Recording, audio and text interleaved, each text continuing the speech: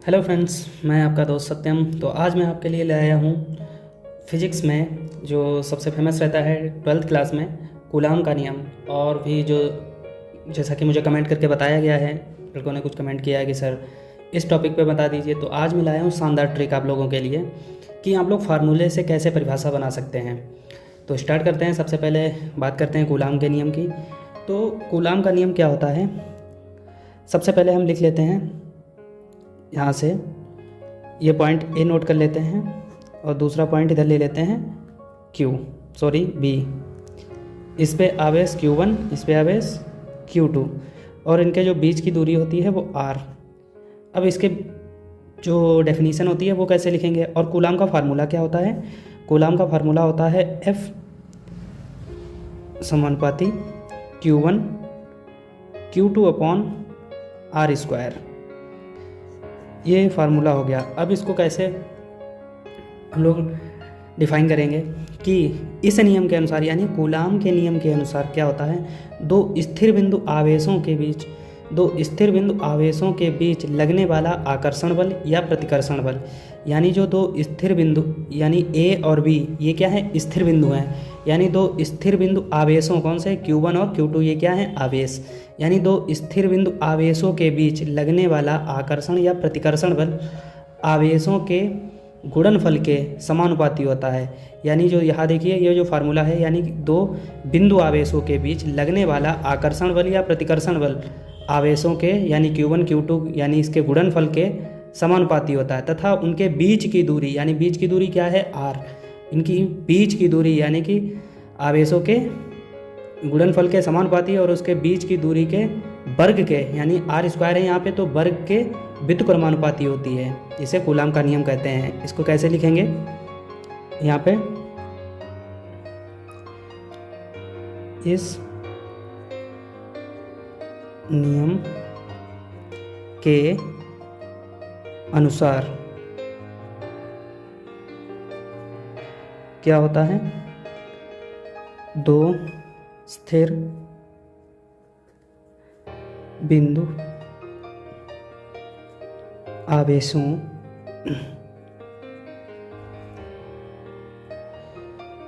के बीच लगने वाला आकर्षण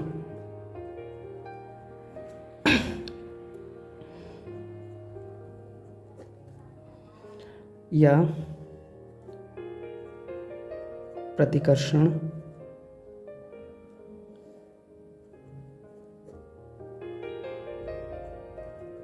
बल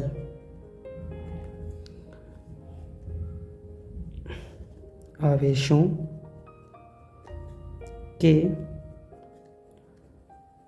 गुणनफल के समानुपाती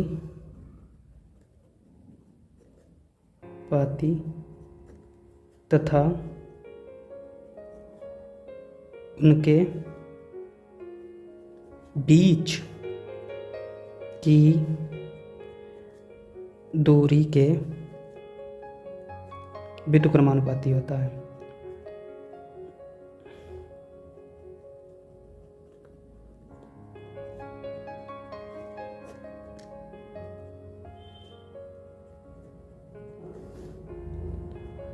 ये तो डेफिनेशन थी, एक बार फिर से हम लोग करेंगे। यानी कि कूलाम का नियम क्या होता है, दो स्थिर बिंदु आवेशों यानी A और B जिस पर Q1 Q2 क्या रखा है, आवेश, यानी दो स्थिर बिंदु आवेशों के बीच लगने वाला आकर्षण बल या प्रतिकर्षण बल आवेशों के गुणनफल के समानुपाती तथा उनके बीच की दूरी के वर्ग के व्युत्क्रमानुपाती होते हैं, जिसे क्या कहते हैं, कूलाम का नियम।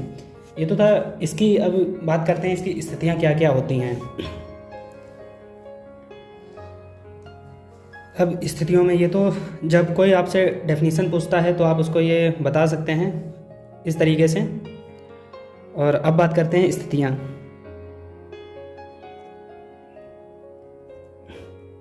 जब 12th में आप लोग जो फाइनल एग्ज़ाम में आ जाए तब उसको आप कैसे पूरा लिखेंगे कूलाम के नियम को, वो चीज़ यहाँ पे हम डिस्क्राइब करेंगे, बताएंगे उसके बारे में।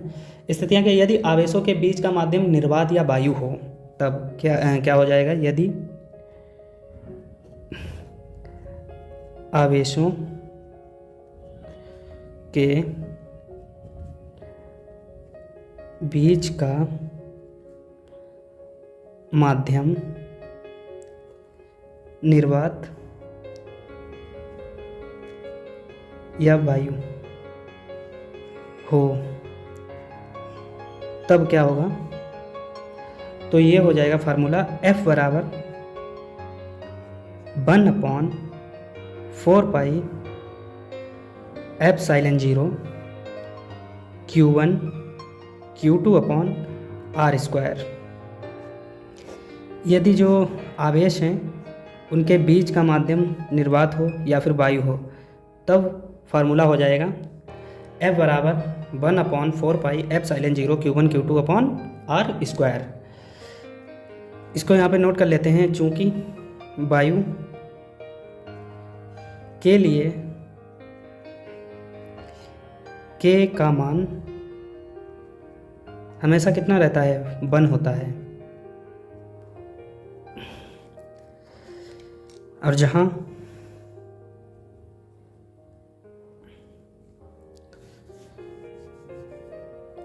वन अपॉन 4 एप्सिलॉन 0 एक क्या है, कांस्टेंट यानी नियतांक है। इसका मान कितना होता है, जिसका मान 9 × 10⁹ न्यूटन मीटर स्क्वायर पर कूलाम स्क्वायर होती है। ये तो हो गया इसका जो 1/4 एप्सिलॉन 0 होता है वो एक कांस्टेंट होता है। इसका मान 9 × 10⁹ न्यूटन मीटर स्क्वायर पर कूलाम स्क्वायर होता है। और जिसमें एप्सिलॉन 0 क्या होता है उसे लिख लेते हैं। इसको पॉइंट फर्स्ट कर लेते हैं, इसको 0.2 सेकेंड नोट कर लेते हैं कि इसमें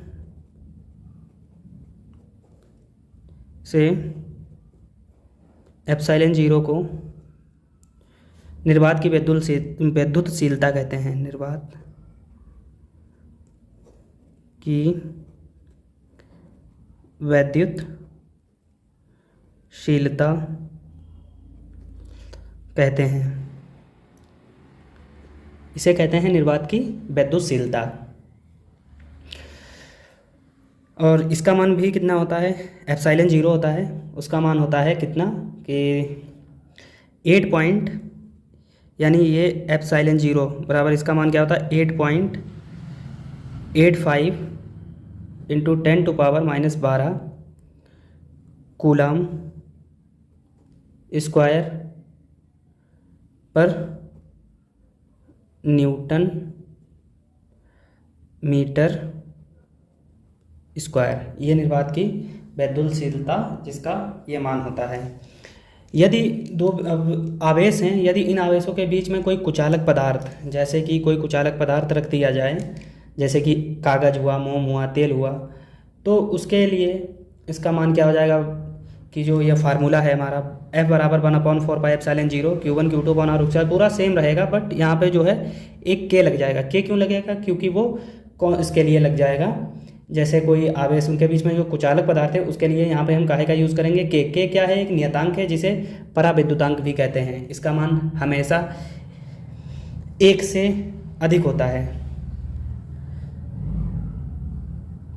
और जब दो आवेश हैं, आवेशों के बीच यदि इन दो आवेशों के बीच में क्या कर दिया जाए, कोई धातु की पट्टी रख दी जाए, तो उसके लिए जो यहाँ पे कांस्टेंट यानी K है, K का मान क्या हो जाएगा, अनंत हो जाएगा, ना कि 1 से अधिक होगा, बल्कि इनफाइनाइट हो जाएगा। तो फ्रेंड्स, आपको अगर ये वीडियो पसंद आया हो तो इसे लाइक करें, शेयर करें, हमारे चैनल को सब्सक्राइब करें, और इसे हो सके तो ज़्यादा से ज़्यादा शेयर करें, अपने फ्रेंड्स को दें, ताकि उनको भी ये शानदार ट्रिक मिल जाए, जो कि यहाँ पे फार्मूले से ही सारी डेफिनेशन और यहाँ तक पूरा फार्मूले से ही आपके समझ में आ जाएगा अच्छे से। एक बार आप फार्मूला देखेंगे, हमारे वीडियो को देखेंगे, तो आपको यही समझ में आ जाएगा कि फार्मूले से ही सारी डेफिनेशन कैसे बनाई जाती हैं।